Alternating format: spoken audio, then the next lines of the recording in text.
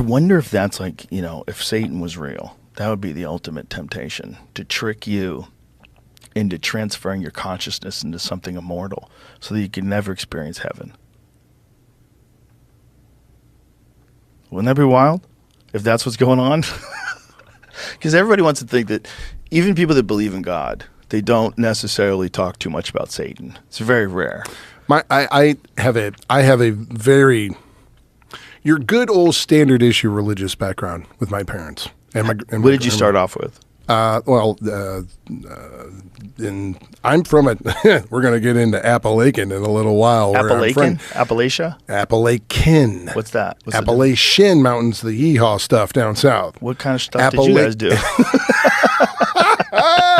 What kind of stuff did you guys do? Yeehaw stuff. What did you guys do? Appalachian, New York is a very small farm town in upstate New York. Still has a red light at the end of it where it meets 434. Okay. Has a post office and a fire station. Okay. And known for a very important large Mafia bus in 1957. Mafia bus? There's actually a paperback and a movie about Appalachian. What's the movie or paperback? Appalachian. It's just called Appalachian? Yes. Yeah. Yes, sir. And it's all about the mom? It's a huge bust. Look at it. On this day in 1957, the FBI finally had to admit that the Mafia existed. They were all gathered in a farmhouse, the leaders of the main mob families, and they were basically working out jurisdictions, properties. I think I was researching some stuff one time, and I stumbled across this meeting happened after a failed meeting in Cleveland because the Cleveland family fucked up the meeting, and they got mad. So like, fuck it, we're doing it in New York. Yep, they did it, and so the two sheriffs just saw these black Cadillacs and Lincolns going up to this farmhouse, and I think if memory serves me right, they kind of fucked up and all panicked and ran into the woods. In fact, no, they did do that.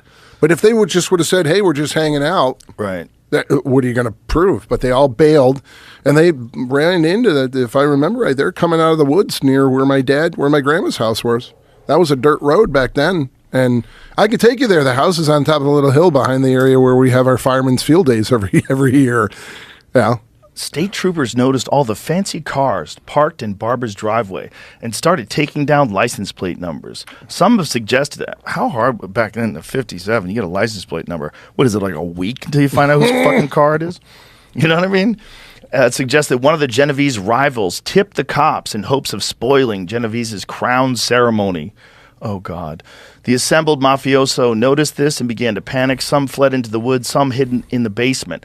Others ran to their cars and tried to drive away. The troopers caught about 60 of them. When questioned, many insisted they were there for a barbecue. Yes. They had just come to visit their good friend Joe Barbara, who was recovering from a heart attack. When all was said and done, the troopers had apprehended mafia leaders from New York, New Jersey, Tampa, Los Angeles, Cleveland, Dallas, Pittsburgh, it was a big meeting. And other locations. But isn't that funny? Like, what did they bust them for? Just being there? Were they all wanted already? They just... Well, I think the paperwork laying on the inside was showing dividing up territories. Oh, and boy. it was one of the first times that the FBI had proof. Hold up. Look at this. The whole thing made national news and finally forced the FBI to acknowledge that organized crime was a matter worthy of notice.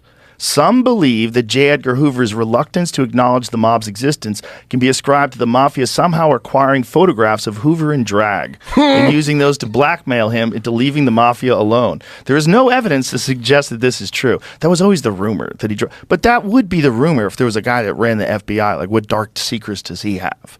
You know, if he's like holding the secrets of everyone. What's his secret? What's his secret? Probably you'd have to have secrets. You'd probably go crazy if you didn't. Yeah. You know, like you're the one who keeps the secrets. You'd probably do the weirdest shit. So Possible. So almost automatically you would think that he would wear drag. Yeah, right? That's where my brain goes. That's where my brain would go. Like he's doing some freak shit. He's doing some, quote, freak shit. Freak shit. Freak shit. You know, if you are more, dark-minded, you would think even horrible things. They're doing horrible things. That's always the worry that people have about, like, the elites. Like, what are they doing? Like, the skull and bones and, what kind of fucking rituals of Bohemian Grove. Freak-ass shit are they doing? What freak shit are you doing? You know? And getting away with. Yeah, when you're on a $500 million yacht every weekend and you're just fucking balling all over the world, hanging out with your other balling all over the world buddies doing freak shit. Yep. staying in the club together, hunting people. Okay. You know what I'm saying? Yeah. Freaky. Freaky. Yeah. So anyway, background, small South Appalachian Baptist church. My dad's a deacon at the church. My sister is married somebody who's a pastor, and she moved to France, Montpellier, and she's a missionary there. So all the basic Christian education, I got it. But no one you know has had conversations with the devil, right? No, not really. No, but people, I bet you've talked to people that said God has talked to them.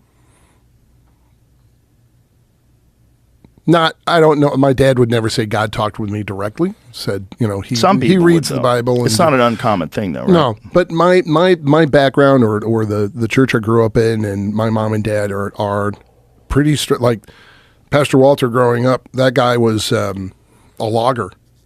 This was a small little town. That's a cool story. And he had, I'm not kidding, he had a scar from here down through his jaw to here, a chainsaw jumped back and went, cut him right through the face. That's a manly man right there. It's like a Ted the Atlas scar. Took himself to the hospital. Fuck yeah, he with did. a towel on the side or a shirt on the side of his face. Of course he did. Yes, he did. Probably would have fucking stapled it shut if he had a stapler in the car. And he was the nicest, pleasant, like, hi, good afternoon. Yeah, he wasn't seen like some shit. Oh my goodness! He doesn't have to convince you. So everything, it was real simple. Here's a good book. Read it. If it says yes, do it. If it says no, don't. That's all. There's no pomp and circumstance. Right. There's no That's robes. your There's no childhood. real simple, real straightforward. But my dad would be interested, and he'll be listening to this. So he would be interested in your thing of if the end times doesn't come, and Satan can say, hey, guess what I can do? But here's the thought. Would somebody take that? If Satan really was clever. If he's real, he is the prince and power of the air. He is the great deceiver. He's very clever. Right. But if Satan is a real thing, what a genius thing to make it ridiculous to believe in him. What a genius thing to make it so that even saying you've communicated with Satan or saying you sound like a loon. You sound like a loon. Mm-hmm. Like because if you we were just negate talking about this the him, other night. I said that if the president said God is with our troops, we would say awesome. But if the president said we've located the devil, he's in Afghanistan, and we're beginning bombing, you'd be like, what? What the fuck did you just say? And you're right about genius, because if you're ridiculed or look like a loon for believing in Satan, then by default you're a loon for believing in God. So he's done his job by negating everything. Well, sort of. Well, to because a point, lot of people that believe in God, they're both in the same book.